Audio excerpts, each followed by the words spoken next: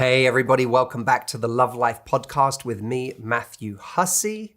Thank you so much for listening to this podcast, or if you watch it on YouTube, thank you for watching. We are really excited about the podcast this year, and I wanted to start by announcing that next month I am injecting fresh life into this podcast along with my team and some names that you know on my team to create something that we believe is going to be really, really exciting for you. I won't say more about it now, but it is in the works. When we have our first air date, I will let you know in advance so you can tune in to that launch of the new version of the Love Life podcast. But it's something that internally we are all really looking forward to, and I can't wait to share it with you. I also am going to be releasing a series of a different kind of episode on the podcast. And you can tell me whether you enjoy it or not. But for the last year and a half, I have been writing a letter to my mailing list every Friday called The 3 Relationships. At the end of 2023, I finished writing my book, Love Life. And I took on the task of, having finished a book, writing a letter to my audience in my private newsletter every single week for the next year, which ended up being equivalent to writing a whole new book. I didn't frame it to myself like that at the time, but that's actually what happened as a result. And actually, some of my favorite pieces of writing came out of spending many hours a week writing these pieces for that audience. If you missed them, by the way, and you want to get on my newsletter, you can do that by going to the3relationships.com. It's free. I send it out every Friday. But some of them had so much work put into them that it felt like I needed to share them with you. And so I want to take the podcast as a place, a vehicle where I can share these pieces of writing with you. And I know that so many of you like to listen to the podcast because you're walking around the house tidying, or you're on your way somewhere walking, or you're in the car driving. Some of you, which is a lovely compliment to me, say that you love listening to them in bed because my voice helps you fall asleep. I think that's a compliment. But, that's beautiful for me. It's kind of like I get to be with you in story time. So whether you see this as story time with Matthew Hussey, or you see it as, a wonderful thing to just listen to and be engrossed in as you walk somewhere, or you just want to watch this on YouTube, I think that this will be something a bit different that a lot of you are going to really enjoy. Today's piece is a piece that I wrote having just done an intimate event in New York for my Love Life members.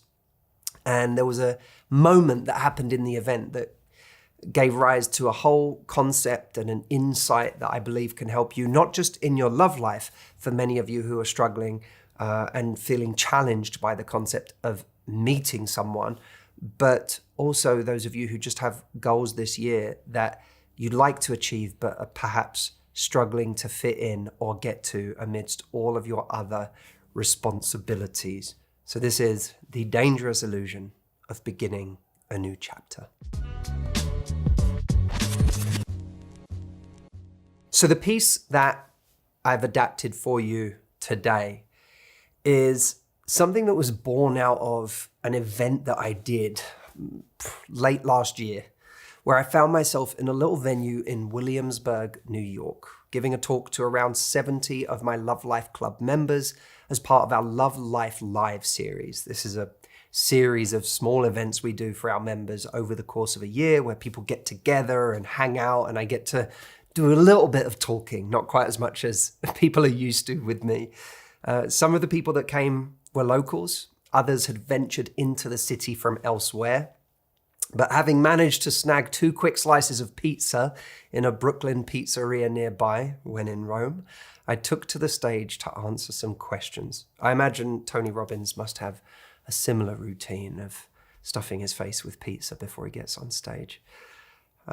When I was up there, a woman in her early 30s, we'll call her Rosa for the purposes of anonymity, began thanking me for encouraging the conversation around women's fertility. Many of you will know, of course, from my new book, Love Life, I wrote an entire chapter on what I called the question of having a child, which dealt a lot with the decisions that people make around their own fertility at different ages.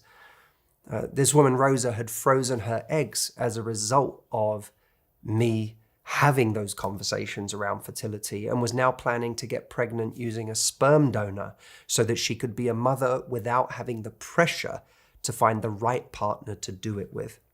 She wasn't against co-parenting in the future, but she felt she could no longer date under the time constraints of biology while attempting to remain the best version of herself in the process. I applauded her bravery and for taking the decisive steps towards doing something that was clearly one of her most important life goals. She then went on to explain her new anxiety, that by taking this path, her dating life would inevitably be postponed for some years, at least 2. She seemed to be looking for some comfort that it wouldn't be too late to pick up dating again once she was through the time that she had bracketed for early parenting.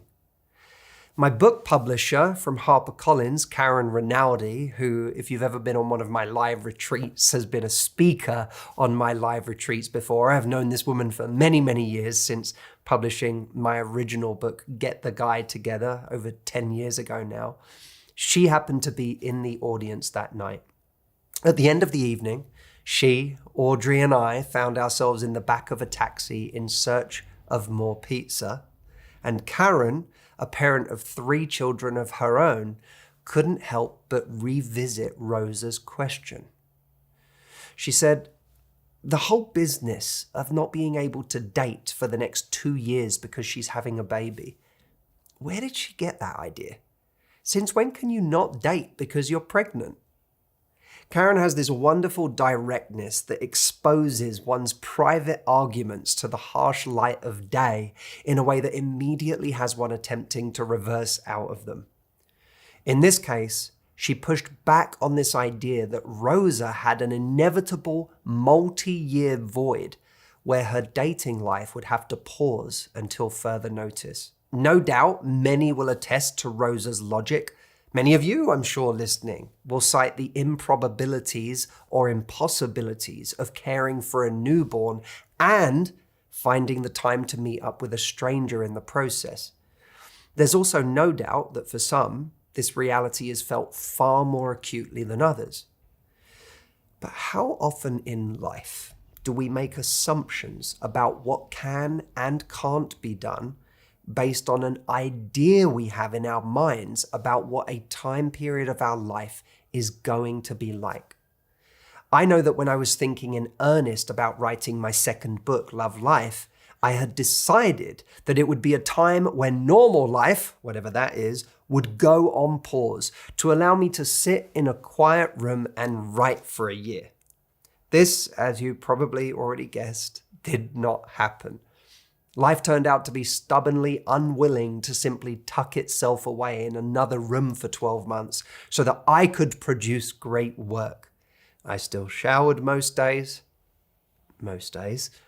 took the odd jiu-jitsu class, was required to meet with my team every couple of weeks, and made appearances in the lives of my friends and family. The extent to which you agree or disagree with Karen about Rosa's situation doesn't really matter. The point is that it's almost never black and white. Karen saw that this woman had turned the next 2 years of her life into an oversimplified abstraction from her actual life. The perfectly packaged period of time that she was referring to would in fact never exist. It would certainly never be felt in the way that she was referring to it. She wouldn't cease to be a woman who wanted connection during this time. Nor would there be an obvious moment, years from now, when an internal green light would magically turn on, signaling that life had opened up for her to date again. She was entirely capable of finding herself standing in a coffee shop, 3 months pregnant, making eye contact with an attractive stranger. She could still let her circle know that she was open to meeting someone. Life would go on as it always had, only with a new layer of responsibility. Would there be a story for her to tell if she met someone? Absolutely. But isn't there always? The British poet David Whyte once said of his own work as a writer, "Work is achieved not by creating a hermetic space sealed off from the world, but nel mezzo, in the middle of everything." David has come to laugh affectionately at the rules that he had created for himself in the past about the conditions he deemed necessary to write, that he have 2 weeks of uninterrupted time and a week on either side of that to work up to it prior and to decompress afterwards. The truth about our life is that we will always be living it nel mezzo, that is to say, in the middle. In the middle of financial challenges, in the middle of family obligations, relocations, mental health fluctuations, physical changes, and major projects. When will this not be the case? Has it ever not been the case for you? Once we realize this, it frees us up to stop thinking in abstract chapters, each of which must be neatly concluded before another one can begin, and to get on with the messy, multifaceted, and ongoing conversation that is calling for our attention. The process of actually living. It's like Meryl Streep as Miranda Priestley in The Devil Wears Prada. Now, I don't know this film well, so please don't start quoting me on this. But what I do know is that she is a powerful CEO who walks through her offices in stereotypical fashion, constantly being pounced on by people needing to let her know about some meeting she has to attend or requiring her to sign off on a design for the cover of the magazine. Her life appears utterly unrelatable until we take a closer look. Because when we do, we'll see the relentless nature of our own lives. You are the CEO whose time and energy are being called for in myriad ways every hour of every day. Whether it's to decide on a gift for a loved one, RSVP to an invitation, wrap up a piece of work before a vacation, take a shower, find time to work out, pay the electricity bill. Will there be times when certain priorities, like giving birth in Rosa's case, are the headline? Yes, but beware the tempting but entirely theoretical exercise of hermetically sealing off portions of your life in ways that bear no resemblance to the manner in which they will actually unfold, with or without your permission. Date, work out, meet up with a friend for coffee. Start the creative project you keep putting off. Give yourself permission to layer in the parts of your life you told yourself wouldn't be possible. And on the days or weeks when they're simply not possible, give yourself permission to be okay with that too. So what about you? What things have you been putting off instead of finding a way to crowbar them into the middle, nel mezzo, as David Whyte puts it? Yes, of course, there are things that are making it difficult today. But on some level, that will always be the case, won't it? And if that's true, you might as well give yourself permission to start doing a couple of them now.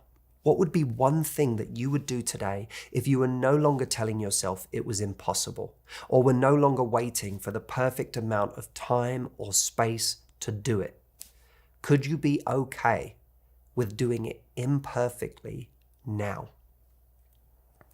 Now, one of the big themes of my year and my coaching this year, as I'm helping many of you out there, because I know Many of you are not just watching me on YouTube, you're taking a much more intimate journey with me in a coaching process.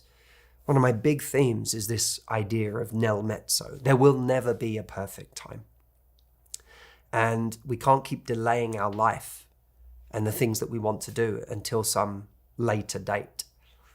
It's going to be one of the big themes of the retreat that I do this year. For those of you that are joining me in October, and for those of you that don't know or are just learning about it, on the 18th and the 19th of October, I am going to be hosting, for the first time ever, a weekend retreat. I used to run a 6-day retreat, and this is now going to be a weekend retreat that people are going to be flying from all over the world to be part of with me. And the reason I mention this is because this retreat is designed from start to finish to be something that actually shows people how to make changes in the midst of a busy life, in the midst of responsibilities, and not just in the middle of a busy life, but in the middle of a complicated self. I think one of the problems with New Year's resolutions, and we're now into February somehow already, is mind-blowing that we're here already. I don't know about you, but for me, January just did this. I was on vacation for the first week. I came back into the LA fires and then got sick for the last week of January. And so my plans for January ended up being very, very different in reality than the ones I had in my mind. And that's probably true whether you live in LA or not, or you got sick. I'm sure on some level that's true for you too. You had this idea of what January was going to be like, and then it just disintegrated before your eyes as quickly as it arrived. But what I know in January is that we create these resolutions, many of us, and these resolutions don't take account of the fact that we are beginning in the middle, both in the middle of our life and bills we have to pay and responsibilities that follow us into the new year and don't just cease to exist at the end of December. But we also begin in the middle of ourselves, our personality that comes with us into the new year, and importantly, our wiring that comes with us into the new year.